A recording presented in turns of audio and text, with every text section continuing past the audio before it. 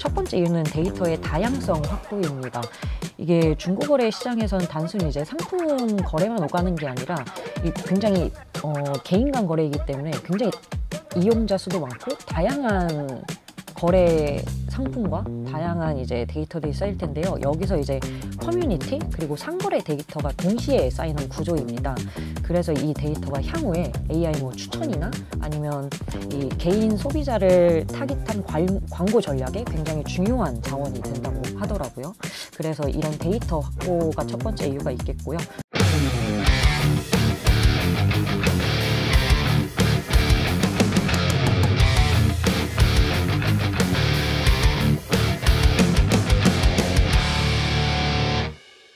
네, 안녕하세요. 아웃스탠딩의 홍선표 기자입니다. 네이버가 스페인 최대 C2C 플랫폼, 그러니까 개인 간 거래 플랫폼인 왈라팝을 인수했다는 소식은 다들 전해 들으셨을 텐데요. 2022년에 포시마크를 인수한 지 3년 만에 이루어진 대형 글로벌 딜이라서 업계에 큰 관심을 끌고 있습니다. 오늘 방송에서는 저희 아웃스탠딩의 이승하 기자와 함께 네이버가 포시마크에 이어서 유럽의 왈라팝까지 인수한 그 배경은 무엇인지, 그리고 앞으로는 이를 통해서 어떤 비즈니스를 펼쳐나가려 하는지 등에 대해서 하나하나 자세히 살펴보도록 하겠습니다. 승하님 안녕하세요. 네, 안녕하세요. 먼저 이제 인수 소식이 공식적으로 전해졌잖아요. 네, 맞습니다. 그 네이버가 이제 왈라팝을 인수했다고 하는데 뭐 어떤 회사인지 이런 것부터 하나씩 좀 살펴보면 좋을 것 같습니다. 네, 네이버가 이제 말씀해 주신 것처럼 스페인의 최대 중고거래 플랫폼 왈라팝을 완전 자회사로 이제 편입을 했는데요. 왈라팝은 월간 활성 사용자 수가 1,900만 명이 넘는 MAU가 1,900만 명이 넘는. 네, 맞습니다. 패션부터 이제 자동차까지 거래되는 유럽판 당근 마켓으로 불리는 곳입니다. 이제 이곳은 네이버가 2021년과 2023년에 이미 두 차례에 걸쳐서 왈라팝 지분을 확보를 하면서 투자를 했었는데요. 그렇죠. 이번에 3억 7,700만 유로, 하나로 따지면 약 6,045억 정도 되는데 이 자금을 투입해서 나머지 지분이었던 70.5%를 인수를 했습니다. 그럼 이제 100% 갖고 있는 거죠? 네네네, 맞습니다. 완전히 100%를 갖고 있는 거네요. 네. 네이버가 이제 뭐 유럽에 그동안 힘을 많이 썼던 것 같아요. 왜냐면은 그 이번에 중소벤처기업 장관이 네. 되신 그 한성숙, 그쵸, 네. 한성숙 장관 같은 경우에도 네이버 본사 CEO에서 물러난 다음에 뭐 유럽 사업 개발 대표 네, 그걸 네. 맡아갖고 어느 정도는 이제 좀 진두지휘를 했다고. 네네네, 맞습니다. 그러니까 본사에서 이제 CEO를 맡았던 그런 거물급 인사를 그 유럽에 배치한 것 자체가 그쵸. 유럽에 좀 힘을 쓰고 쓰겠다. 있다. 네. 이런 걸 이제 보여주는 거잖아요. 네, 사실 뭐 네. 인사를 통해서 이제 의지를 보여주는 거니까. 그렇죠. 그렇군요. 뭐 오늘 이제 얘기할 주제가 그냥 단순히 이제 왈라팝을 인수했다는 게 아니고 네이버 같은 경우에는 이제 이 왈라팝 이전에도 글로벌 C2C 시장에서 굉장히 활발하게 좀 인수를 해왔잖아요. 네, 맞습니다. 뭐 저희가 이제 얘기할 당연히 포시마크 얘기가 안 나올 수는 없을 것 같은데. 네, 맞습니다. 그동안 이제 인수하거나 이제 투자한 기업들, 뭐 플랫폼들 어떤 게 있는지 하나하나 좀 살펴보죠. 네, 말씀을 드려보도록 하겠습니다. 이제 네이버가 그동안 C2C 시장을 공략을 해왔는데요. 크게 지역별로 좀 나눠보자면 크게 C2C가 정확하게 또 뭔지 일단 한번 말씀해 주시겠어요? 개인 간 소비자 거래입니다. 그렇죠. 그래서 개인 커스터머 투 커스터머. 네, 맞습니다. 그거잖아요. 그래서 거래가 뭐 기업과 개인이 거래하는 게 아니라 개인과 개인이 직접 하는 거래를 의미합니다. 그렇죠. 네, 이 시장을 좀 공략을 하고 있는데 지역별로 보자면 크게 네 가지로 나눠볼 수 있습니다. 아시아, 북미, 유럽, 동남아시아 이렇게 나눠볼 수 있는데요. 그 지역별로 하나하나씩 말씀을 드려보겠습니다. 네, 가장 먼저 공략을 시작한 곳은 아시아고요. 아시아 중에서도 한국 시장 그리고 일본 시장을 주로 이제 진출을 했었습니다. 2020년에 국내에서는 이제 한정판 스니커즈 명품 거래 플랫폼 크림을 출시를 했고요. 그리고 같은 해 12월에는 빈티지 패션 플랫폼 빈티지 시티를 일본에 또 출시하면서 일본 C2C 시장에도 본격적으로 진출하는 모습을 보여줬는데요. 그런데 취재를 하다 보니까 이제 빈티지 시티는 2024년 6월에 서비스를 종료를 했습니다. 당시 이제 언론에 보도된 기사를 살펴보면 네이버는 이제 사업 환경 변화에 따른 경영적 판단에 따른 종료라고 그 이유를 좀 밝혔는데요. 그냥 뭐 사업이 잘 안 됐다는 안 됐죠. 네. 맞습니다. 그럼에도 일본 시장을 놓지를 않았던 거는 이제 2023년에 크림이 또 일본 최대 한정판 거래 플랫폼인 스니커 덩크 운영사인 소다의 지분을 인수하기도 했습니다. 그때 당시 인수했던 지분은 약 43.6% 상당히 많이 사들였네요. 네네네. 그래서 최대 주주라고 합니다. 그리고 북미는 당연히 이제 뭐 포시마크겠죠? 그렇죠. 네. 선표님께서도 앞서 취재를 하셔서 잘 아실 것 같은데요. 이게 포시마크 관련돼서는 제가 이제 예전에 베트남 여행 갔을 때 이 포시마크 인수 소식이 터졌어요. 보도가 됐어요. 네네네. 근데 이제 그 다음부터 네이버 주가가 뚝뚝뚝뚝 떨어지더라고요, 며칠 동안. 그렇죠. 몇 년도였는데 제가 아무튼 베트남 딱 그 여행 가 있을 때 포시마크 인수 소식이 전해졌었는데 인수했다는 거에 대해서 굉장히 시장의 반응이 좀 안 좋았나 봐요. 그때 막 주가가 두두두둑 떨어지는 거 보고 지금 여행 가서 재밌게 놀아야 되는데. 그렇죠. 또 주주시기도 하잖아요. 뭐 그냥 뭐 많이는 그냥 개미죠. 그러니까 개미라기보다 개인 차이죠. 그렇죠. 네. 아무튼 그래서 포시마크는 제가 잊을 수가 없습니다. 그렇겠네요. 여행을 가셨는데 또. 2022년 10월 정도에 인수했죠. 그 정도. 제가 딱 그때 그 베트남 갔었던 게 기억나서 아무튼 말씀해 주시죠. 네. 이게 네이버가 이제 포시마크를 특수 목적 법인인 프로톤 페런트를 통해서 이제 포시마크를 약 13억 달러, 하나로 따지면 약 1조 6천억 원에 인수를 했는데요. 네이버 창립 이래 최대 규모의 딜이라고 합니다. 근데 이제 선표님께서도 말씀하셨듯이 이게 주가가 좀 떨어졌던 이유가 그때 포시마크가 적자를 계속해서 내고 있던 회사였기 때문에 단기적으로 봤을 때는 이제 재무에 부담이 될 수밖에 없는 상황이고 또 이게 성장성이 좀 보장되지 않는 그런 상황이었기 때문에 좀 그 주가에도 좀 반영이 된 것 같고요. 이 포시마크를 인수할 당시에 누적 가입자 수가 약 8천만 명이었고요. 또 누적 거래 건수는 2억 3천만 건 이상이었던 대규모 이제 플랫폼이었습니다. 그렇죠. 네. 그리고 또 유럽은 앞서 이제 저희가 이야기를 나눴던 것처럼 스페인의 왈라팝 인수였고요. 왈라팝 외에도 뭐 코렐리아 캐피탈 K펀드 1호를 통해서 프랑스 명품 패션 리셀 플랫폼 베스티에르 콜렉티브에도 좀 투자를 한 것으로 알려졌습니다. 네, 그리고 한 축이 또 동남아시아가 있는 거죠? 네, 맞습니다. 동남아시아는 이제 인수보다는 투자를 계속해서 하고 있는 것으로 보여지는데요. 싱가포르 중고거래 플랫폼 캐러셀, 그리고 인도네시아의 부칼라팍에 투자를 했고요. 또 크림을 통해서는 태국 최대 한정판 거래 플랫폼 사솜, 그리고 말레이시아 1위 한정판 거래 플랫폼 스니커라, 그리고 또 싱가포르 가전제품 중고거래 플랫폼인 리벨로 등에 투자를 한 것으로 알려졌습니다. 이렇게 좀 투자를 하고 있는데 드래곤볼 아실 거예요.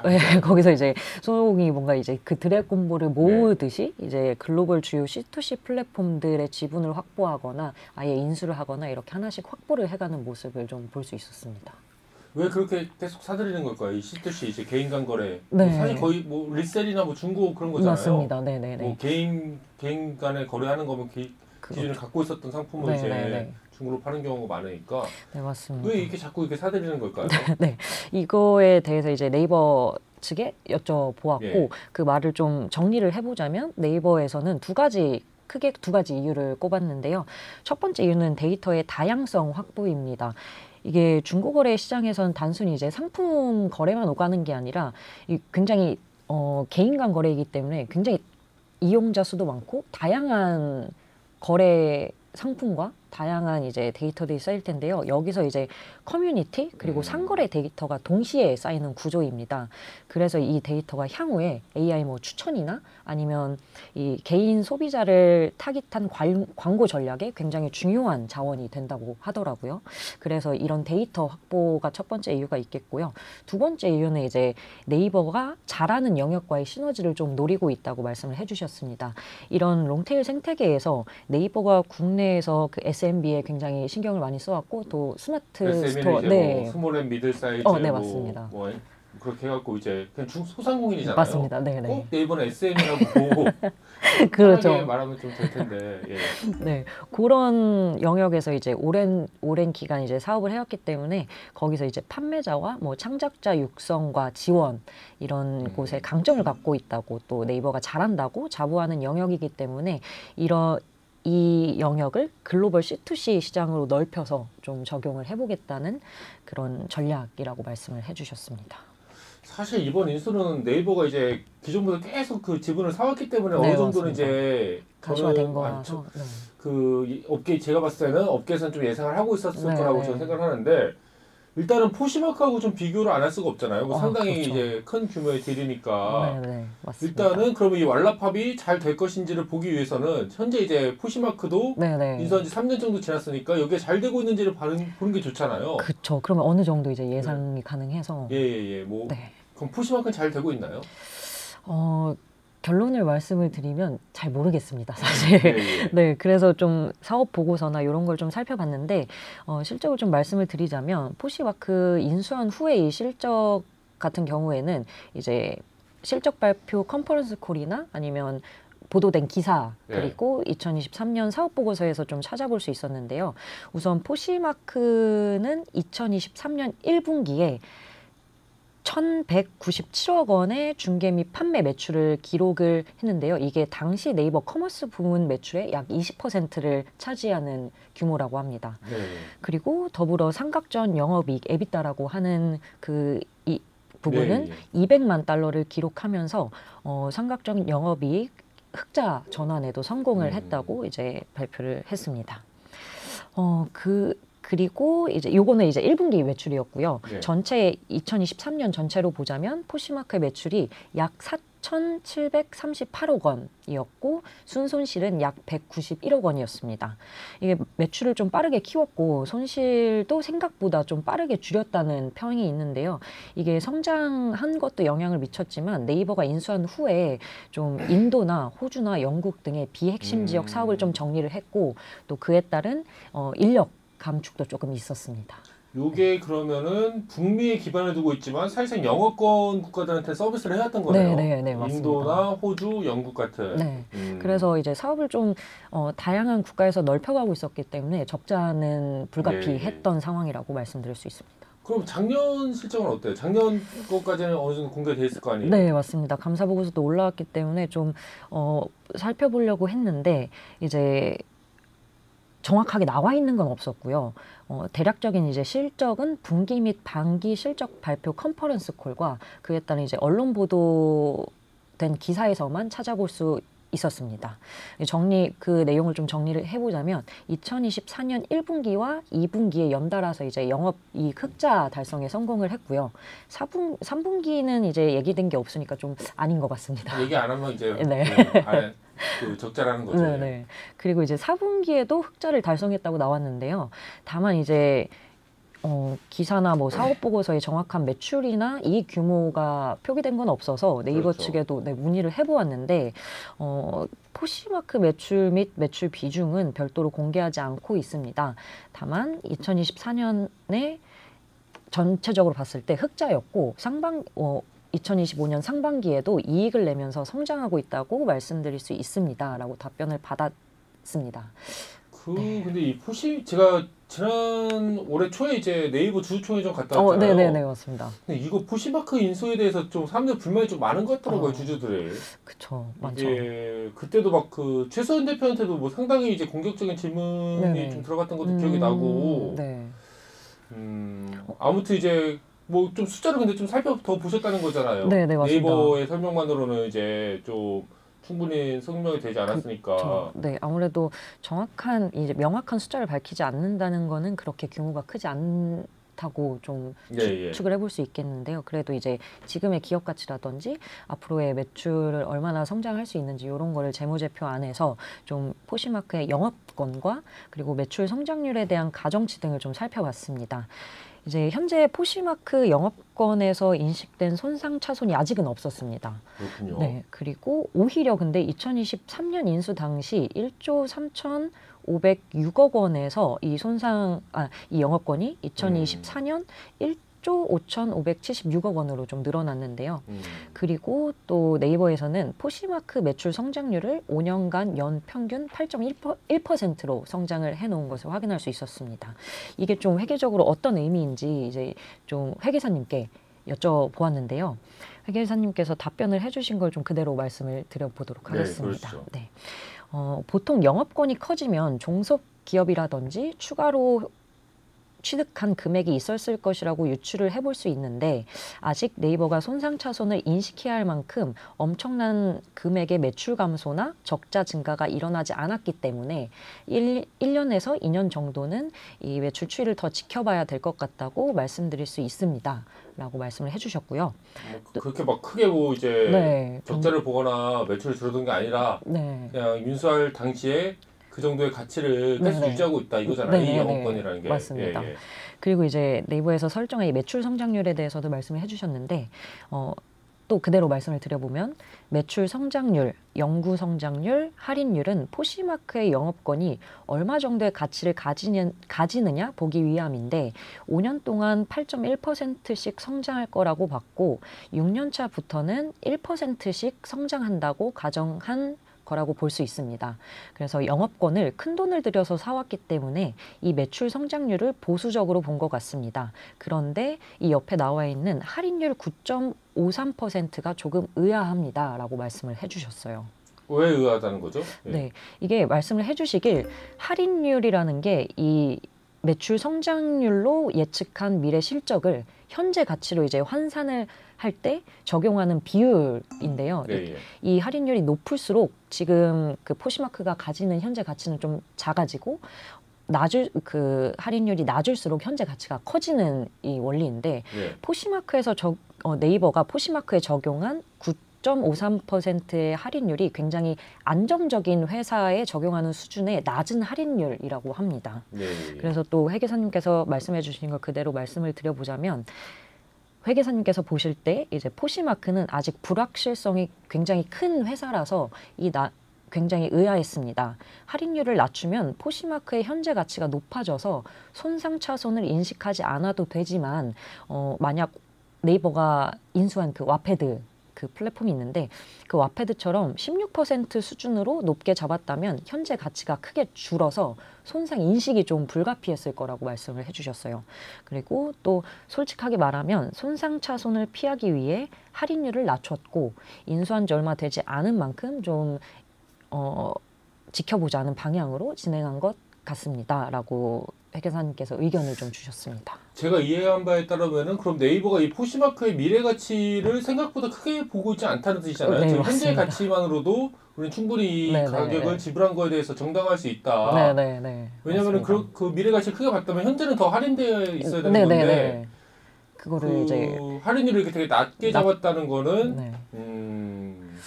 그래서 충분히 아까 1조 6천억이었죠. 네네, 맞습니다. 그거는 이미 이 정도 현재 수준으로도 충분하다. 뭐 우리가 이제 이 정도 수준으로 지불할 수 있을 만한 가치였다. 네. 그러잖아요. 그쵸. 근데 네이버가 제가 알기로는 이 네. 딜을 이제 지난번 전 CFO인 이제 김남선 CFO가 네, 맞습니다. 주도를 했고 이분이 올해부터 여기 무슨 이사회 비슷한 그 조직이 있거든요. 뭐 이사회 네네네. 집행위원회인가 거기 의장으로 갔다면서요. 네.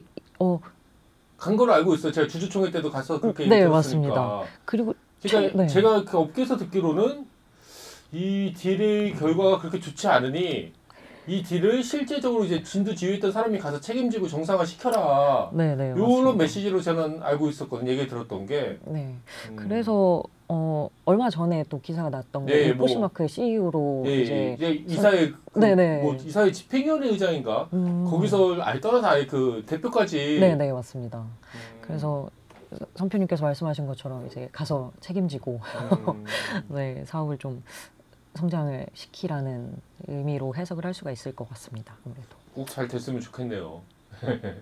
네, 그러길 그러면은 바랍니다. 그러면 이제 왈라팝을 네. 살펴봐야 될 시점인 것 같은데 네네. 왈라팝 자체도 현재 적자인 거죠? 네, 적자이고 계속해서 이제 인수 직전에 그 3년치를 살펴보면 계속해서 손실을 내고 있었습니다. 그래서 매출과 손실을 좀 살펴보면요. 2022년에 매출은 1,149억 원이었고요. 순손실은 812억 원이었습니다. 2023년에는 매출 1,438억 원, 순손실은 488억 원이었고요. 인수 직전에 이제 2024년 매출은 1,602억 원, 그리고 손실은 402억 원이었습니다. 네. 네, 2023년에 매출과 손실이 좀 큰 폭으로 그러네요. 개선된 모습을 좀 볼 수 있었는데요. 매출이 약 25% 늘었고 손실은 약 40%좀 감소를 했습니다.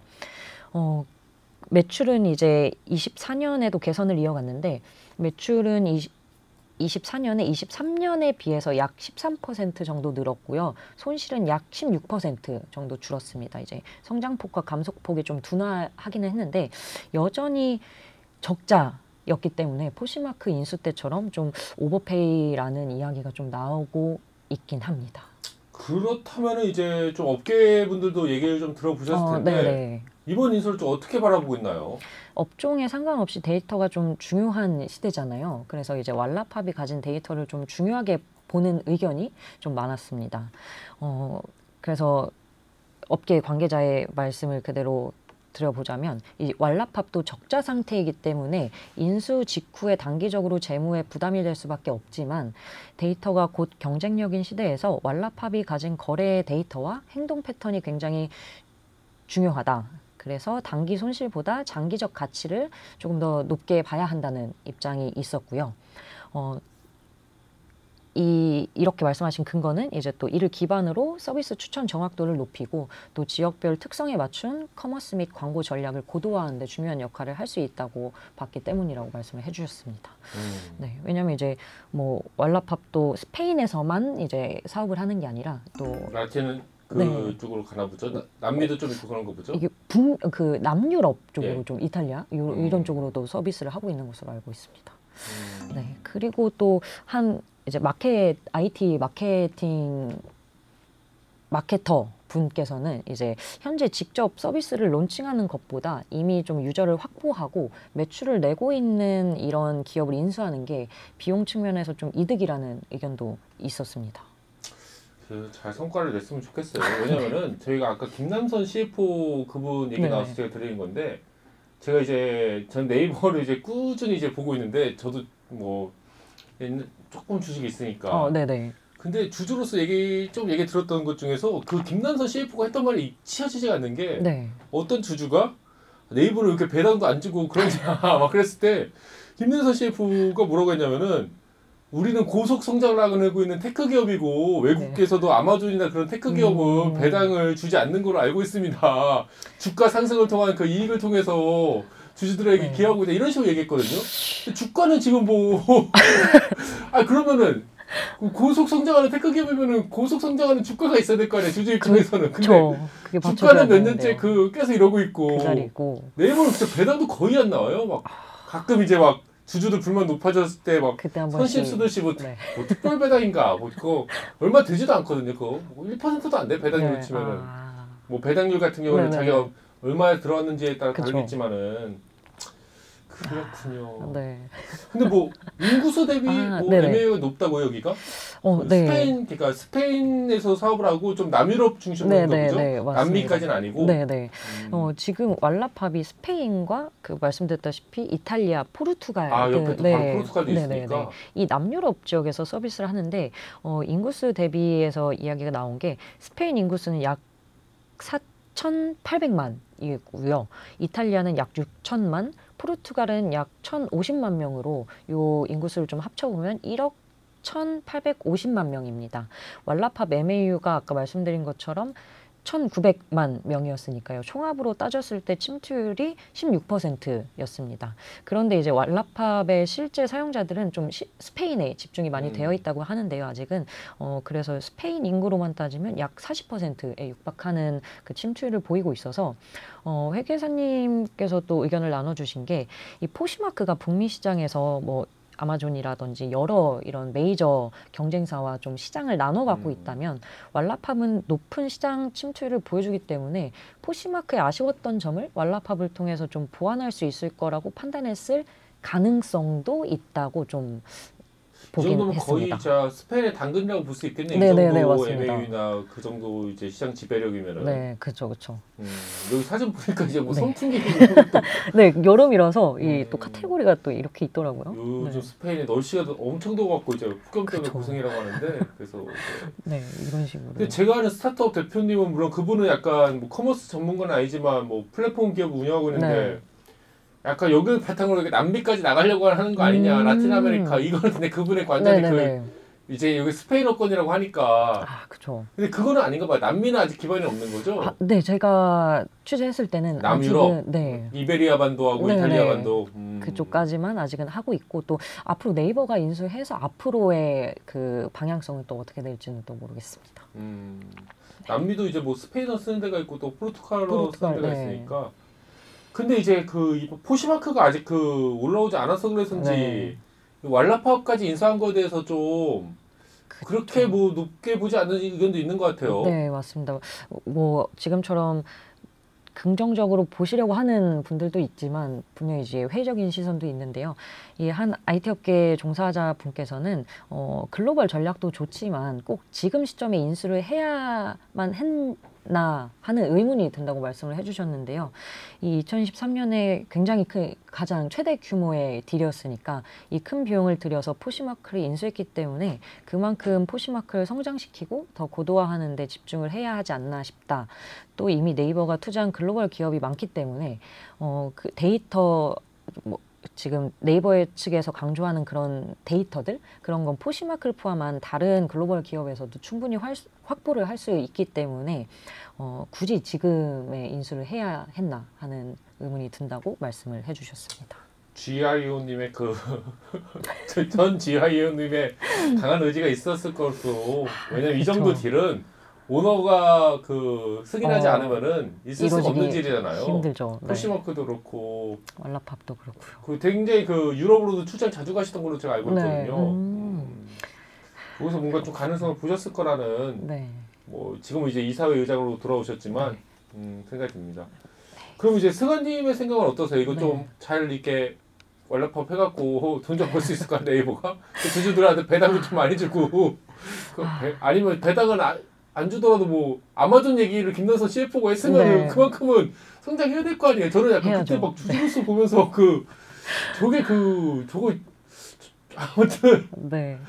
이게 좀 이렇게 딱 단정지어서 말씀드리기는 좀 쉽진 않았는데 사실 쉽진 않은데요. 사실 좀 취재한 짧은 소견으로 말씀을 그렇죠. 드리면 저희가 이제 단정적으로 워낙 엄청나게 또 고민을 많이 하고 이렇게 하셨을 거 아닙니까? 사실 좋고 나쁜 선택을 떠나서 아까 선표님께서 말씀을 해주셨듯이 네이버가 이 왈라팝을 인수할 수밖에 없었다는 생각이 좀 들긴 하더라고요. 이제 이미 2021년부터 좀 투자를 해왔고 또 두 차례나 이제 지분 인수를 한 것으로 봐서 결국 그때부터 좀 인수를 염두에 두고 이제 투자를 하지 않았나 싶고요. 또 그렇게 투자를 하는 과정에서 인공지능 전환이 굉장히 또 급격하게 그렇죠. 오픈 AI 4년 사이에 엄청난 일들이 있었죠. 일어났기 때문에 네이버 측에서는 이 글로벌 유저의 데이터를 확보할 수 있는 좋은 기회라고 또 이미 지분을 확보했던 플랫폼이니까 기업이니까 또 좋은 기회라고 생각했지 않았을까 하는 생각이 또 듭니다. 그래서 당장은 좀 적자를 내고 있는 기업이기도 하고 그래서 오버페이로 인수한 것이라는 생각이 좀 들긴 하는데 장기적으로 보면은 좀 아예 악수를 둔 것은 아니지 않나 하는 의견이라고 말씀드릴 수 있을 것 같습니다. 그냥 중립적인 의견이시네요. 네, 맞습니다. 돈 좀 벌어야죠, 좀 이제. 네. 근데 김남선 CF님께서 말씀해 주신 그 고속 성장에 어울리는 인수는 좀 아니 그때 진짜 배당 안 주는 이유에 대해서 뭐 고속 성장을 통해서 주가로 외국에서도 안 준대요. 뭐 아마존 그래서 아마존하고 주가가 지금 성장률을 보면은 비교를 할 수는 없을 것 같은데. 네, 저는 아무튼, 2018년부터 네이버를 주식하고 있었기 때문에 지금 8년째라서 충분히 이런 말 자격이 있다고 저는 생각을 합니다. 그럼요. 진짜 8년 동안이면은 진짜 8년 동안 그 아마존 주가 상승률, 아마존 뭐 테슬라 뭐 고속 성장해갖고 주가로 그쵸. 이제 뭐 보답한다고 했었는데 그 얘기 들으면서 진짜 김남선 CFO가 그 얘기하는 거 들으면서 굉장히 저는 그래서 인상이 깊더라고요.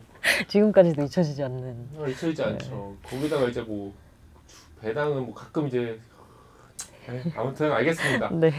예, 오늘은 네이버의 왈라팝 인스톨 중심으로 네이버가 이제 글로벌 C2C 플랫폼 전략을 어떻게 펼쳐나가고 있는지 요거에 대해서까지 한번 짚어봤습니다. 앞으로 이제 포시마크, 그 왈라팝 등을 통해서 네이버가 그리는 그 전략이 어떤 식으로 구현될지에 대해서는 저희 아웃스탠딩에서 쉽고 정확하게 이렇게 설명드리도록 하겠습니다. 예, 오늘 방송은 그럼 여기서 이만 마치도록 하겠습니다. 감사합니다.